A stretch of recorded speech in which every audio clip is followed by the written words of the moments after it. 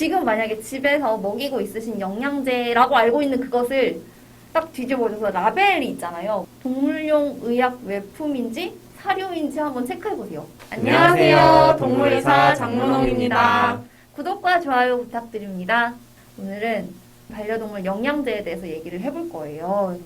영양제에 대해서도 정말 할 말이 많기는 한데 그 중에 일부에 대해서 먼저 얘기를 해볼까 합니다.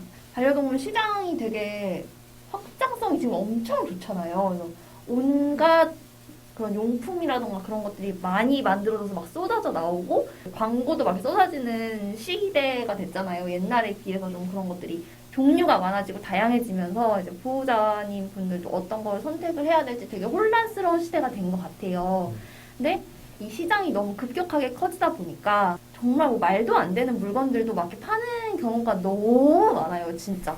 너무 이런 걸 팔아? 이런 생각이 드는 물건들이 많은데 그거를 뭐 이렇게 하나하나 찝어서 말씀드릴 수 없을 정도로 너무 많다고 생각을 하고 특히 그 온라인 광고 뭐 이렇게 뭐 인스타그램보다도 광고가 막 계속 뜨잖아요. 뭐 과장 광고도 과장 광고인데 수의사가 봤을 때는 허위 광고가 진짜 많아요. 진짜 너무 많은데 이거 뭐 어떻게 정정을 해줄 수 있는 것도 아니고 이게 또 엄밀하게 말해서 이게 불법적인 광고냐? 그럼 또 그게 아닌 경우들도 많아서 이거 이 시장 이렇게 돌아가도 되나? 이런 우려가 저는 조금 있어요. 그래서 주의를 하셨으면 좋겠는 포인트들이 있어서 그거에 대해서 좀 말씀을 드려볼까 합니다. 그럼 광고 같은 거 자주 뜨지 않으세요? 막 인스타 피드 이런데. 네. 진짜 근데 보다 보면은 말도 안 되는 거 막 적어놓은 거 많아요. 이렇게 치석이 내려가다 보면 사라지는 뭐 크림 뭐 이런 거 있잖아. 그러니까 수의사가 봤을 때 그 네. 내용은 가짜야, 거짓말이야. 근데 네. 아는데 수의사가 아닌 사람이 봤을 때는 되게 충분히 혹할 만한 그런 내용들을 광고를 하다 보니까 비포 애프터 보여주면서 이러니까 말도 안 되는 경우들이 많지. 그런 용품들 사가지고 리뷰해보는 것도 돈 아까워. 오늘은 이제 영양제에 대해서 말씀을 드려볼 건데 이거에 대해서 말을 하려면 일단 사람한테서의 그 영양제에 대한 개념과 그런 법적인 구별들에 대해서 좀 정의를 내리고 가야 될 것 같아요. 사람의 영양제 시장에서는 영양제를 어떻게 정의를 하느냐. 사람들이 영양제라고 생각할 수 있는 것들의 종류에는 의약품, 의약외품, 그리고 건강기능식품, 그리고 건강식품이 있습니다. 이것들은 전부 다 다른 거거든요. 어렵다. 어려워요. 쉽지 않아. 저도 이 내용 정리하는데 정말 많은 시간이 걸렸고 사람용 의약품은 뭘 말을 하는 거냐면은 어떤 질병을 진단하고 치료하고 경감, 처치 또는 예방할 목적으로 사용하는 물품 중에 기계가 아닌 것을 말을 해요. 그리고 또 이게 체내에서 구조나 기능에 양리학적 영향을 줄 수 있는 물건이냐 그런 것들을 의약품이라고 하거든요. 그러니까 다시 말씀을 드려보자면은 이 질병을 예방하고 치료를 하는데 사용할 수 있는 물건이며 이것은 체내에서 어떤 양리학적 작용을 할 것으로 기대할 수 있는 것을 의약품이라고 합니다. 그러면 이제 의약 외품이란 무엇이냐? 그래서 의약 외품은 질병을 치료, 경감, 처치, 예방할 목적으로 사용이 되지만 몸 안에서 그 작용이 경미하거나 인체에 직접 작용이 되지 않는 그런 물건들을 의약 외품이라고 합니다. 의약품과 그런 목적은 비슷하지만 그 직접적으로 영향을 주는 정도가 적은 걸 의약 외품이라고 할 수 있을 것 같아요. 사람에서는 예전에는 의약품이었는데 그 정도가 내려와서 의약 외품이 된 것들이 있어요. 그래서 그 중에는 비타민이라던가 미네랄 제제라던가 뭐 그런 것들이 예전에는 의약품이었지만 지금은 단계가 조금 내려와서 의약 외품이 된 것들이 있습니다. 보통 이것들을 영양제라고 보기도 하는 것 같아요. 그런 게 있고 또 사람한테는 건강기능식품이라는 게 있어요. 그래서 사람들이 보통 영양제라고 하는 건 사실 건강기능식품인 경우들이 많아요. 그래서 건강기능식품이라 하면 인체의 어떤 기능을 하는 원료나 성분을 이용해서 만든 식품을 말을 하는데 인체의 구조나 기능에 대해서 생리학적인 작용을 하는 역할을 함으로써 몸의 어떤 기능이 좋아질 것으로 기대할 수 있는 식품을 말을 해요. 근데 이거는 그 약물이나 의약 외품과 다르게 어떤 양리학적 작용을 하는 것이 아니라 건강을 유지하는데 도움이 될 수 있는 식품을 말을 합니다. 건강기능식품은 식약처 소관이거든요. 식약처에서 허가를 받은 제품들이 건강기능식품이 될 수 있는데 이 허가 과정에는 어떤 과학적인 근거를 필요로 하고 이런 기능성 원료를 가진 제품을 건강기능식품이라고 하고 그 허가를 통과를 하면 제품의 건강기능식품이라는 마크가 찍힐 수 있게 돼요. 그래서 건강기능식품이라는 거는 질병을 직접적으로 치료하거나 예방할 목적은 아니지만 건강을 유지하는 데 도움이 될 수 있을 만한 원료를 이용한 식품이라고 생각하시면 될 것 같으십니다. 그래서 이런 건강기능식품이 있고 또 건강식품이라고 할 수 있는 분류가 있어요. 그래서 건강식품이라고 하면 사실상 그냥 일반 식품이에요. 홍삼껌. 그런 게 될 수 있는 거죠. 그래서 깜짝이야. 그래서 건강기능식품 같은 경우에는 이렇게 허가를 받아야 된다고 했잖아요. 그래서 마크가 찍히는 걸 말을 하는데 건강식품은 그 마크가 없어요. 그냥 일반 식품이고 그런 허가를 받은 제품이 아니기 때문에 그래서 같은 원료 우리 말씀 주신 것처럼 홍삼 예로 들어보면은 그 홍삼이 건강을 유지하는데 어떤 도움이 될 거라고 생각되는 그 성분이 있고 그것이 나라에서 필요로 하는 서류들을 제출해서 통과가 된 것들은 건강기능식품이지만 그냥 똑같은 홍삼을 사용했다. 하지만 그런 허가를 받지는 않았다? 그러면 그냥 일반 식품이고 걔를 영양제라고 사실상 볼 수 없고 그래서 그런 건강 일반 식품에 질병을 치료하고 뭐 하는데 도움을 준다, 뭐 치료가 된다 이런 식으로 하면 그건 허위 과장인 거예요. 그래서 그거는 신고 대상이 될 수 있거든요. 건강기능식품은 여러 가지 연구와 검사를 거쳐서 인체에 도움이 될 수 있는 기능을 가진 그런 걸로 말을 하는 거고 일반 식품은 어떤 기능을 보이는 건 아니고 어떤 유효한 성분이 있을 수 있지만 어떤 평가를 거치지 않은 식품으로 볼 수가 있어요. 그래서 뭐 면역력 증진이라던가 피로회복 개선 뭐 이런 거에 대해서는 그런 거에 도움을 주는 식품을 찾으시는 경우에는 건강기능식품이라고 표시되어 있는 제품을 고르셔야 되고 그리고 만약에 그런 표시가 없다면 그런 기능을 담보하지 않습니다. 사람의 기준에 대해서 장황하게 말씀드린 거는 지금 동물의 영양제랑 좀 비교를 하기 위해서예요. 사람의 경우에 영양제라고 하면은 어떤 질병의 치료나 예방을 목적으로 복용을 하시는 분들이 많은 것 같아요. 근데 사실상 영양제에는 그런 기능이 없다. 그거는 의약품과 의약 외품이다. 영양제라고 하는 건강기능식품은 마크가 있더라도 이건 어떤 질병을 예방하거나 치료하는 것이 아니라 건강 기능을 뭐 유지하는 데 도움을 줄 수 있다. 뭐 이 정도로 생각하실 수가 있어요. 동물도 이제 사람과 마찬가지로 질병의 치료나 예방의 효과가 없는데 그런 목적으로 먹이시는 분들이 많으신 것 같아요. 근데 사실상 그 영양제라고 함은 그런 기능이 애초에 없다. 법적으로는 그렇습니다. 그거를 그렇게 표기를 해서는 안 돼요.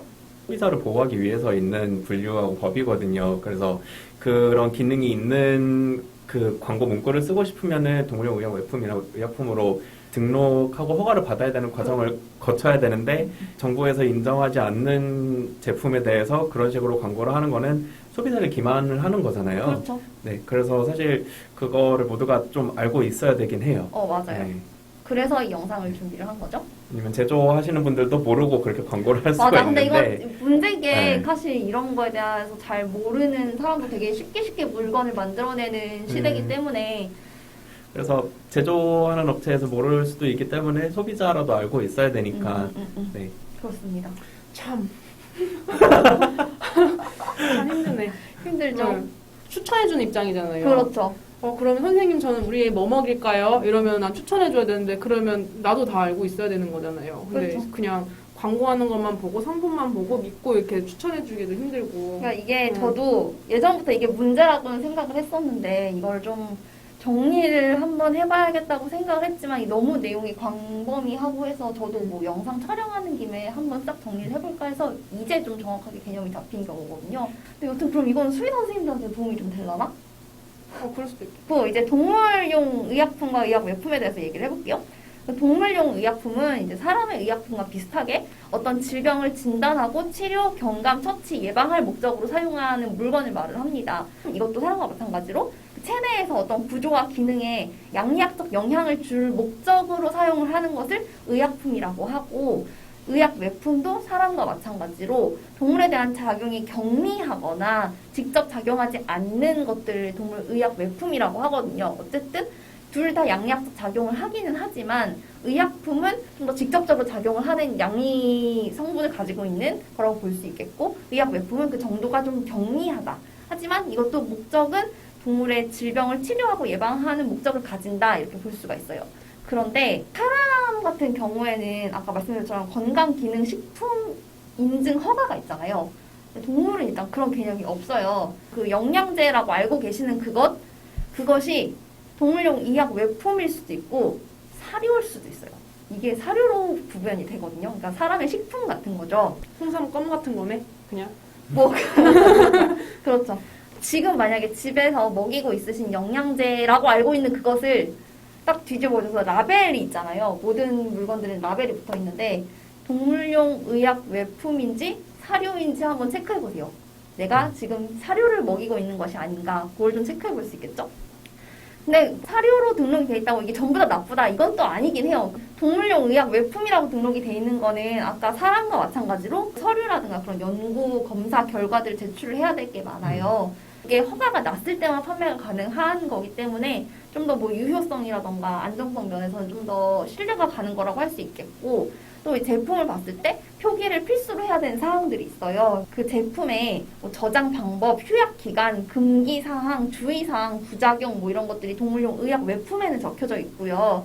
효능과 효과가 적혀져 있고, 유효한 성분의 명칭이 뭐고 분량이 얼마나 들어있으며 용법, 용량이 어떻게 되는지가 적혀져 있어요. 일반적인 우리가 생각할 수 있는 영양제 그런 표기되어 있는 그런 것들이잖아요. 영양제라고 하면은 어떤 성분이 좋으니까 그거를 먹는 목적으로 먹는 거니까 이게 또 사료로 등록될 수도 있다고 제가 말씀드렸잖아요.